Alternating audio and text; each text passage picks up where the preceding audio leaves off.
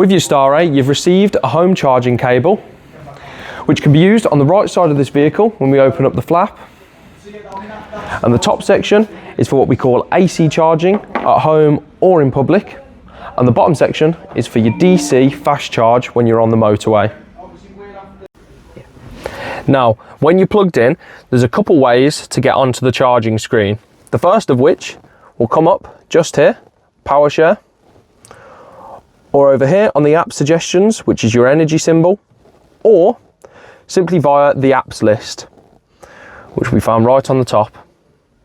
Now, on here, it will show you your battery percentage, how many miles you have, your fuel percentage, and how many fuel miles you have, and then the combined range. You can have a look at your mileage statistics just there.